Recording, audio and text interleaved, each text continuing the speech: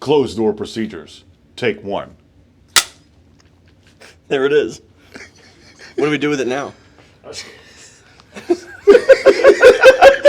All right, so yeah, I guess today's period of instruction, or the next YouTube video, we're going to talk about closed door procedures.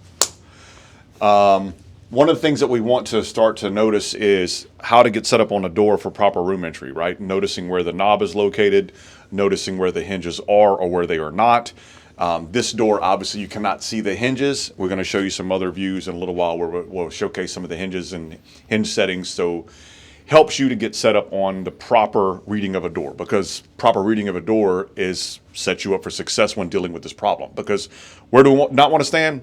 In front of it. Right in front of the door. And we've been debating putting closed door procedures on YouTube, and we get a lot of feedback. Like we go to OTOA, MTOA, ISOA, and all these conferences, and we get contacted by cops at the shows, the vendor shows, whatever, in classes, and like, oh, we love y'all's YouTube, we use it for training, we do this, we do that.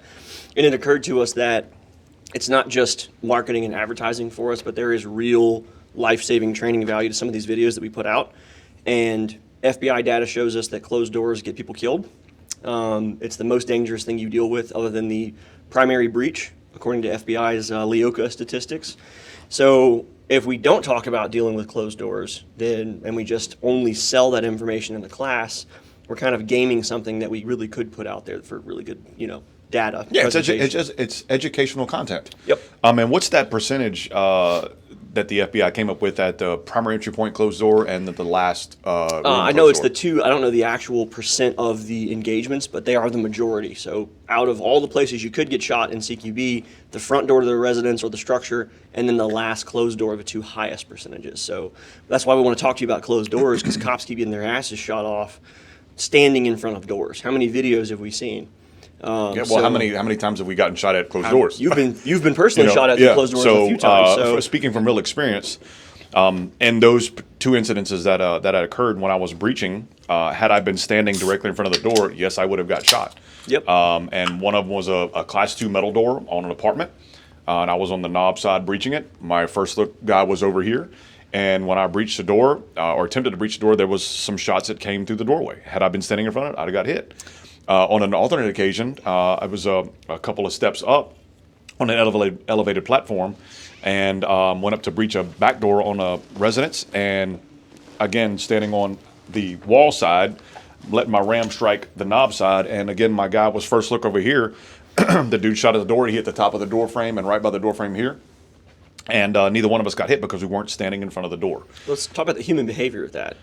People don't typically shoot through walls, and they don't typically shoot through what they cannot see. We see time and time again, right? People don't just hear a primary entry happening and they just start unloading through the wall. Usually they wait for some sort of telegraphing of your location, such as striking the door as a breacher. And then what do? They shoot at the door itself. So we're going to talk about where to stand in relation to the door so that we're not in front of it with rounds coming through that, again, that telegraph, that known area. Yeah, is really what we're getting at. So, and I think what's happening with that is, and again, not going too far in the weeds, but people's eyes are attracted to movement, and once the movement was initiated on the door, they started shooting at that movement. Mm-hmm. So if we're standing in front of the door, breaching it like this or opening it like this, they're, the eye again attracted to that movement, they're going to start just. There's a better way. Yeah, and that's what we're here to showcase, man. We're having to give you the information, that educational content of a way, not the way, a way to go about dealing with closed door procedures, one in a hallway or a residential setting, a commercial setting, you name it. Yeah, and so for that, let's take some of the time in this intro to do the disclaimers. We're not worried about long security. We're not worried about rear security. It's not a multi-man movement. It's just me and Jason demonstrating the absolute minimum you need for a two-man movement on the door. So take Occam's razor, right? Only deal with what we're processing here, the simplest answer, right? We're going to have two people on each side of the door, or one person on each side of the door, or two people on one side of the door. We'll do a self-breach from the knob side and from the hinge side, and then we'll do a split, launching from the knob side and the hinge side. And once we've shown you that, that's really the two principle-based options that you have, excluding any other factors, like Jason said, hallways, on the exterior, worrying about windows and rear security and 360 and all this other stuff. We're just talking about the closed door itself and the security man and the breacher. Yeah. Good to go? Yeah. Keep it simple. We're going to start talking about a knob side self-breach. I know we have another video on self-breach from like 4 years ago, and it's in a very dimly lit environment. Part of another reason why I wanted to redo this. Just because I'm self-breaching, it doesn't mean it's only a solo movement. So if Jason was with me conducting this self-breach, if he's the number one man, let's just have to start off as the number one man. If his gun's not up and in the fight, there's no security for him. Now, what would be some reasons why we would have him breach it? Maybe we don't want to travel across that door, right? Maybe we don't have the room for me to fit around, large mammals in kit. Maybe there's some times where we can't actually get a person on the far side, or like I said, it could be methodology says, hey, we don't want to put a person on the far side.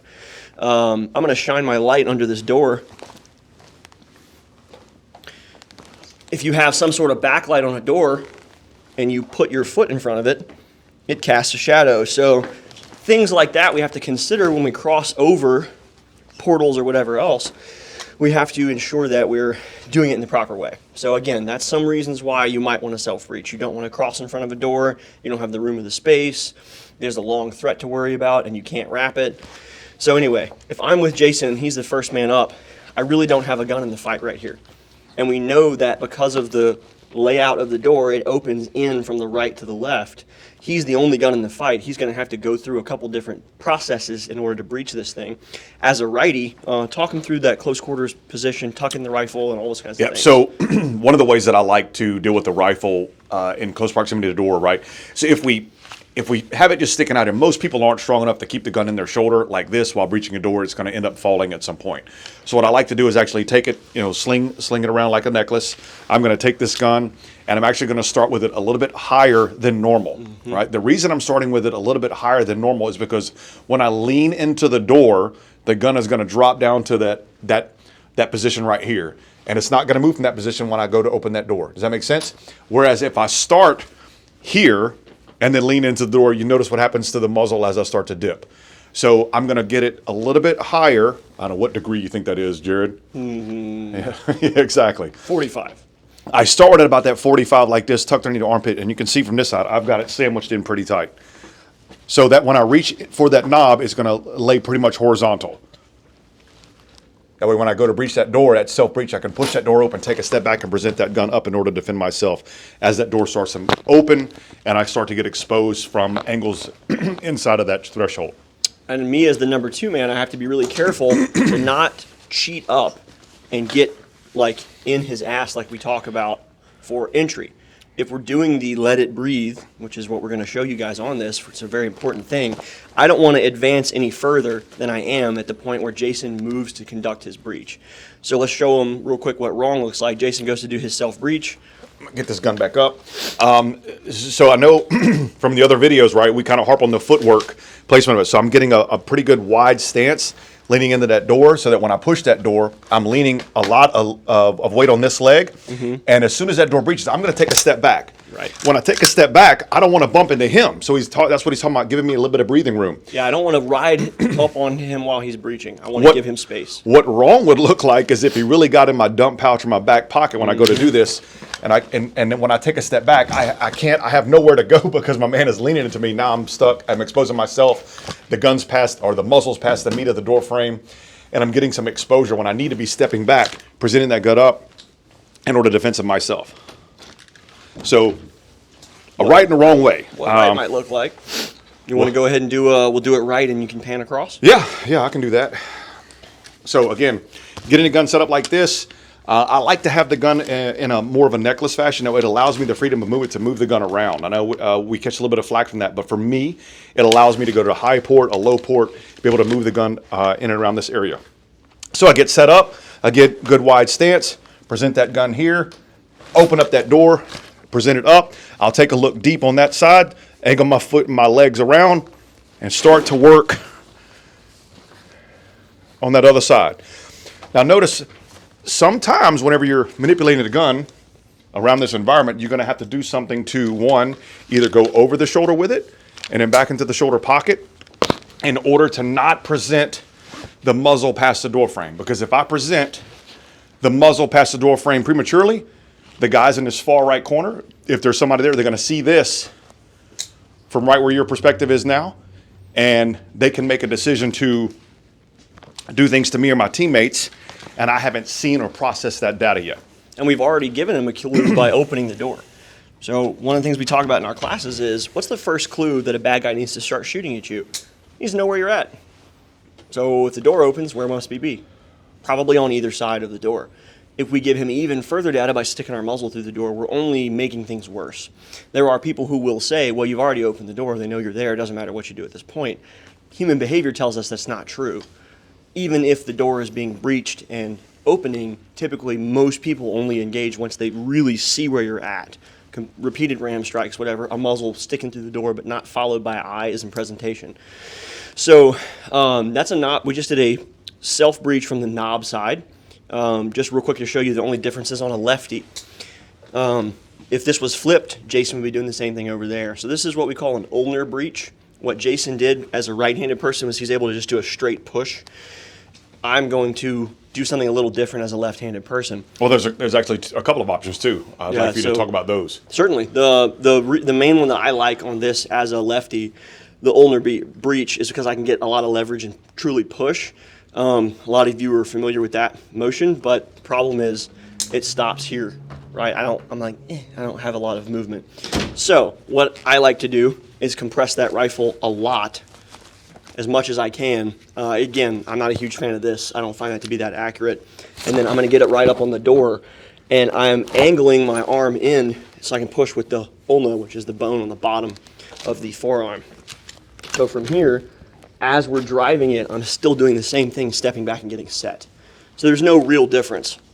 Jason, you want to show them the other method you're thinking of? Yeah, so for that left-handed, remember you can put a lot of your plates and stuff, your torso towards the wall in order to breach that. But again, when that happens, in order to get in a more effective breach, when he sets up for this particular setup, a lot of his body's going to be exposed because he's not standing in the door frame, but I'll be damned if he ain't standing in the door frame, because when this door opens, there's a good bit of angle that he could be exposed to. I have to reorient and get away from it further distance. Yep. So there's ways to go about it. If you want to do more of a push with that left hand, he can set up like this. However, in CQB, anytime we do it, and you guys have seen it, anytime you do CQB, you're going to give up something to get something, right? So if in order for him to get this door open, he may give up an angle of exposure if he's going to do it that push method. Yeah, which would just be, again, now my arm is straight. So he's able to push it. But again, what is he giving up? So if he does the other way with that ulnar push, he's not exposing so much of his body when he does that overt movement like but so. Look where my plates are. Right. Yep. So I really have no hard plate. You're giving up something to get something. Pros and cons. There's nothing. There's no right or wrong choice here, guys. You could get shot doing any of these. Oh, it's just don't be here when you do the breach, like we see so many people taught and doing in real life. So let's talk about a self breach from the hinge side. Now this is what we call hinge side. That's because that's where the hinges are. The hinges are located here. Yeah. Now notice, because it's flush, the hinge portion is called a barrel. The barrels are typically out. That's the little pin that goes in there. So if it's out, that's going to help you determine which way the door opens. So reading the door upon arrival. I don't see any hinges. There's no visible hinges. And there's a knob with this. We know that the door is going to open in from right to left. It's going to open in from right to left. It's pushing away. If the barrel were on the outside, that little hinge pin is right here and that knob's over there, we go, okay, well, we have to get set up on this doorway. For proper entry or proper working of the door, we need to be over there because the door is going to open out. We'll actually do a whole separate video on that. So, again, knowing how to read a door, hinge side, knob side. Why? Because there's the hinges and there's the knob. So getting set up for proper placement on the door is reading the door first, and then you can get situated on how to open that bad boy. Yeah, so from over here, and it could be me or Jason. Really, this sucks no matter which way you do it, left or right-handed. They're both the same. The key point is I don't want to have my foot here. So look at the beam of light, right? And of course we're backlit by production lights, but it's a good training point. I am placing an input now under the door of exactly where I'm standing. So we just talked about principle and fundamental based instruction. I don't want to ever tell somebody where I'm at unless I'm also pointing my eyes and muzzle at them at the same time. And I'm not doing that right here. So I want to be able to reach across this door and get the door open and then rapidly get out of that space and get my gun back up. For you short kings, this may be a little more difficult, right? We got some dudes that are like 4'11" that we've worked with. Maybe two of them in a trench coat could do this better. I don't know, but what we're going to do is the same thing. I'm limiting my exposure here and not putting anything past that hinge. I'm tucking that rifle, and I like to blade my body in because I'm getting a little bit more reach, posting that outboard leg. And from here, I don't want to muzzle myself. And this is a really common thing we see. I'm reaching out in front of my gun. If I don't do what Jason said, this is what happens. So what I want to do is tuck it and point it up so that as I lean in, it's here. Now when that opens, look at where I'm at. I cannot stay here. Like Jason said before, I need to rapidly push back and get set up out of that doorway. Can you film it from in there? And what I want to see, and I want you to see, is that there's no input under the door.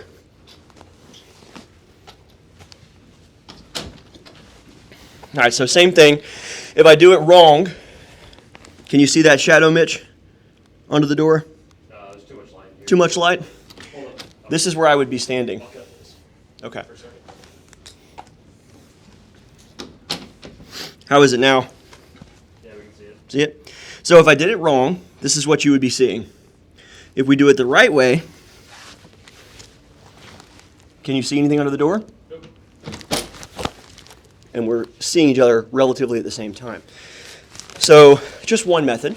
You want to show them any other methods from this side? No, I mean that right would and left look- is pretty much the same. It'd look the same as a righty, okay? Don't really have any other methods I know of that we would do on that. There are some departments that we trained with a long time ago that have a telescoping pole with a rubber hose on the end of Yeah, it. the inner tube. Inner tube, thank you. You telescope that out from a distance, you wrap it around the knob and you twist it, and the rubber grabs the knob and opens it. You push it in, you untwirl it, you bring it back, you telescope it back in, and then you can go conduct your door procedure. Now, what are pros and cons of that? Yeah, there's some serious ones. Yeah, pros is you're further away from the door when it opens, Yeah, they were like 10-foot poles. right? Cons is you got to carry that pole. You got to, like you said, reach it out there, have a good steady hand to hold that thing from distance, wrap it up, push it in, and then unwrap it, and then use that stick to kind of force that door open. Yeah. So again, a lot of Leverage. pros and cons to that. Yeah, Somebody else has to provide lethal cover because you're exactly. Because I have this, Not really a self-breach at that I had this point. Gandalf staff in my hand. I'm like, y'all shall not pass as I push the friggin' door open. That's good. I like that. Yeah, I just came up with that, by the way. About 40% of our viewership will get that, and the rest of them will be like, I was born in 2005. Come on out. So I have underwear older than I need those to kids. start, yeah, I gotta start making more Fortnite references. My chug jug. All right, so you know what that is, I'm sure. I, however, do not. That's a good thing. Save yourself. Now that we've talked about self-breaching, again, we talked about some of the reasons why. If we don't have those factors that are keeping us from doing that, then we're going to be able to establish a split stack, or we're going to get on opposite sides of the door. There are times when, even in methodologies that say, hey, we don't get on opposite sides of the door, you still end up on opposite sides of the door. For example, a room that has a center fed in it, and you hit your pod or whatever. Well, you can get to both sides of that door without violating the crossing in front of a portal rule. So tomato, tomato, whatever your methodology is, you can still end up doing this, so it's still important. We're going to show you moving across the door from knob or hinge side, and then we'll talk about the responsibilities of the knob man and the hinge man and what it is they're really doing with their body. So let's just say we started over there. Again, we'll make everything homogeneous across our videos. So Jason gives me that squeeze. Right now I'm looking at this door because it's the only thing in my world that exists. And I can see right there, I got a knob to worry about. So when I get over there, what's my next job? To be the breacher, because it's the next thing, and this is initiative-based tactics. So he already gave me a squeeze. I'm still orienting my body to the threat. I'm moving across, and now I'm here. Let's observe Jason's position really quickly. He's set up on what we call first look, first light, or hinge side. When this door opens, observe that he has the first look into the room or the first light, or he's on the tactical side. Now come back on over here, Mitch. You can see I'm looking at door. So he's got all the SA, situational awareness, not those fellows jumping over the border, and he sees the most, all right? So get back where you can see the middle, sir. Let's say that we gave this a man push and it opened all the way up. If we're doing our deliberate type of tactics, we could choose to do a double pan from here, which is just where as that door opens and he lets it breathe, he starts to cut out to a 90-degree angle. He sees his percentage of the room, And then it's kind of like I hitch to him. So as he moves back, it drags me out. I check my 90 to 50%. And from here, depending on whoever has more work, we make our choice to who goes. Super straightforward. Would it look any different if we launched from the knob side? No. We're just going to wrap it over. Whoever stays on the knob side is the knob man. Now let's talk about my position as I breached it, and let me know if I forgot anything, Jason. I have a couple options. I can be completely out the fight with my gun. So Jason asks for that breach, which he can do, a muzzle chop or whatever it is. Use a white light or laser so y'all can see what he's doing. When he does that, I can get my gun out of the fight. And I'm being a lefty, probably going to do an ulnar breach here. His muzzle is driven to about this area, so he's not muzzling me. And I am throwing the door, getting my gun back in the fight. And my gun's up and ready before that door even reaches that back wall. If I'm really, really nervous about it, or it's a smaller door, like a closet or a bathroom, and I want to have my gun up sooner, I may do what Jason said, and I get a little bit further out. And then I can pan it back over, and I kept my gun in the fight.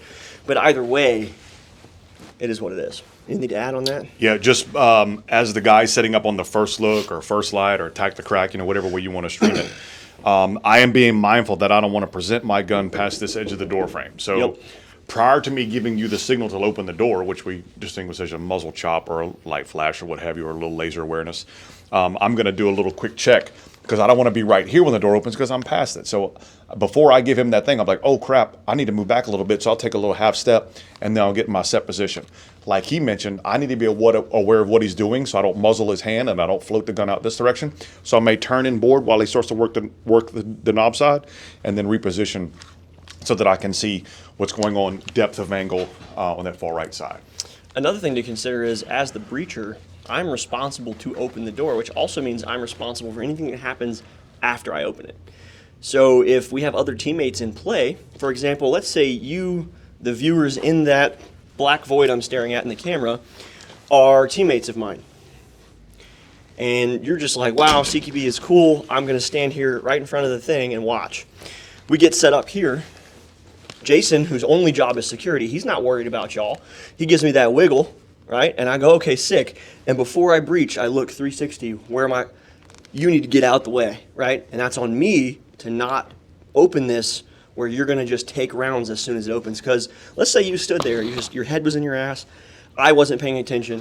I open the door. We get set up. Who's covering you guys from the middle threat, all right? Other than yourselves with your muzzle. Let's also talk about, what if that shooter, when that knob turns and he sees that first crack and that push and he goes, I got him, and he lays hate through the doorway? Well, you weren't able to shoot because we have to gain positive identification. We're not the bad guys, right? We don't want to shoot the wrong person. So you're standing there, the door's in this position, in motion, but in this position. Jason's got that angle. I'm set up to get this angle, but when rounds start ripping, what are you covering? Probably nothing, because you can't shoot through a door. Bad guy doesn't have that rule set, and he starts ripping rounds, and you're standing right in that funnel. So just because the door is closed doesn't mean we should stand in front of it. This is a bullet magnet. That's what data shows us.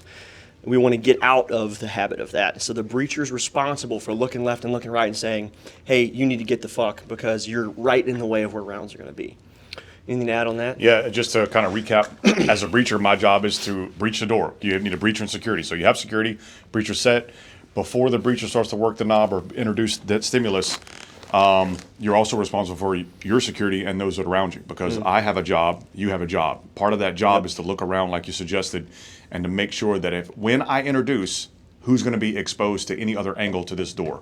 Because me and you are in pretty good positions on offset sides looking deep, but who might also be exposed. Right. So There's it's a lot of other people involved, right? Yeah, it's just another layer that you're responsible for. Hey, when I do this, who's going to be affected by it?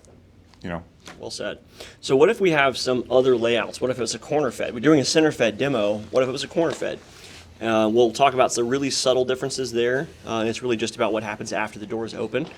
We'll talk about offset doors a little bit, which is when the door lays flush. He mentioned attack the crack a second ago. We'll show you that. And then the last thing we want to talk about is truly confined space, almost like a man trap. You're going to see that in a lot of real houses and apartments. There's nowhere to go. This is fantastic, right? I got a whole man's worth of space here that I can hide when this door opens, but reality doesn't often present us with that, so we got to talk about where to be in that case. So let's look right here at this corner fed. Is the lighting okay here for you, Mitch? Yeah, it's all good. Okay. Same difference. All right. If this door was closed, and it's going to be the exact same thing, where do we have to get? Well, if I can get over here, I will, even though it's another room. Wouldn't we bypass a closed door to clear an open door? It happens all the time. So closed door is below an open door in our priorities at work. And if you haven't watched that video, go watch it so you know what I'm talking about. So yeah, we might bypass this in order to clear this. And now I have the space and the distance to get out and be on the first look side. If we don't know this is corner fed because the door is closed and we hadn't been in this building before, when Jason opens it for me, because now I'm on this first look, I ask, he opens, I've got a ton of space. What's he have? Nothing, he's looking at a wall. At this point, he can bring that gun up, like we've shown you in other videos, and let me go first. I own 90% of the problem. The only thing he maybe can worry about if he wants to do his half pan is this offset. And we call this attacking the crack. You might be able to fit a smaller person back here, and smaller persons still have trigger fingers, so, maybe a juvenile or maybe just a thinner individual, someone who's not bulked up and wearing armor, can hide in this space. Some methodologies call this an offset door. Yes, it's corner fed, but it's offset enough that there's a person's space worth to hide. So if when that door opens, I cut to my 50%, right, I get out to about here, I'm like, okay, I don't see anything, and Jason opens it, we still are going to want to have to check this after we go in. So when a closed door, opens and it doesn't lay flush against the wall, it's a high priority to look behind that because people hide there. Even if it lays flush, you still eventually in your check of the room want to check behind it because sometimes closed doors open and lay flush on other closed doors, like in bedrooms to bathrooms. So just be aware that this is a problem that is presented by some corner feds. And in your closed door procedure, you may want to incorporate a little bit of looking into that space with a light or a laser in that knob side guy's check. Does that make sense to y'all? I think you can't answer me, but I hope it did. Anything to add? No, man, Thank you covered that. All right. So what if we had more of a confined space or you really can't get where you want to be? And we can just talk about it like this, right? We don't have to actually go over there, but where do you get if this is your doorway? Well, all those fundamentals and principles we just talked about kind of go out the way. So if you were forced to deal with something like this and you truly think there's somebody barricaded on the other side of it with a rifle or even a pistol or whatever else, you may want to consider other options. Maybe you bunker this door and you maintain cover on it and you try to go out and around, bust a window on the other side of the house. If you're on a team with a lot of resources, bring up the Rook, bring up the Bearcat with the polearm on it and just rip shit off. You may want to place a gun port into a wall of another room if you can do explosive breaching. Again, if we really think the person's in here. Remember we talked about at the beginning of the video, data supports the idea that the last closed door in a structure is the most dangerous. And also just basic common sense. If you ain't found him yet and you're at the last door in the building and it's closed, where do you think he might be? It's like 5-year-olds playing hide and seek would understand this. But we don't base our tactics around human behavior, stuff like that. So if this door is closed and I haven't found the guy and it's the last door, at least we think it's the last door, maybe I'd do something else other than just stand in front of it and open it, which is where we see cops getting shot a lot. Don't stand in front of the door if you have the option not to, and that also includes going through the wall, going through a window, getting a different angle on the room from the outside. There's a lot of other things we can do. It doesn't always just have to be like, unga bunga, go through the door in front of me. Let's put that thinking cap on. Anything to add to that? No, I mean, you got to have the resources to support that kind of Yeah. tactic. And for a lot of civilians, if they're, clearing their own structure, sometimes that's going to be the only option is, hey, I have to go in there. So you're forced to stand in this threshold and open that door and do the thing. And I've seen some people teach that if you're going to self-breach in a funnel like this, you do a high-low. So you get a guy on a knee, and you get a guy shooting over the top of him, and you have 2 guns in the fight at least. They're hopefully not going to hit both of you. So there's just out-the-box stuff like that you can think of and try. I would suggest that any of the tactics that you've just watched us do, if you haven't gone through a force-on-force course with us doing those, do those on your own. Do that at your department, or if you're not in law enforcement or you're not in the military, do it with your team, do it with your crew of people, do it with your spouse. figure out what works for you guys and create your SOP around what you want to do, whether that's self-breaching, wrapping doors, figure out how the breach works for your ulnar push or a straight push.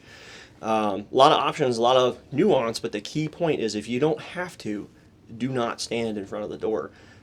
Do it based on principles and fundamentals. Always have your eyes and muzzle presented to something that is new information, and don't expose to something with something other than your eyes and muzzle unless your buddy's covering it. And those principles of movement apply to exposure on closed doors just as much as anything else. So, anything to add to that? That's it, man. I think you crushed it. So yeah, thanks for watching. As always, we have 50, 60 other videos, and I'm not sure when this one will come out compared to others. But we have a lot of tactics, a lot of shooting videos. We have a lot of stupid gear videos if you're into that kind of thing. Watch the rest of the channel if you got time. YouTube videos are no substitute for actual training, and we offer all of this stuff to American citizens. Whether you're law enforcement, military, a welder, a lawyer, you flip burgers, I don't give a shit. It's part of your Second Amendment rights to do this stuff. So check out the website, oriontraininggroup.com. Check us out on Instagram. We also have a Patreon if you want this type of instruction, but on a lot more detail, a lot of different topics, and you can submit requests there. Jason also has his own, Ransom Tactical Solutions. I run the OTG one. They're like $5 a month. So whether it's Patreon, here, coming to an in-person class, we would encourage you to continue to get more training value. And don't just watch one YouTube video and be like, oh, cool. You got to get out and train. You got to make friends. So like always, repent, turn to Christ, stop watching porn, go outside, touch grass, eat some red meat, drink water, tell your mom you love her. Thanks for watching.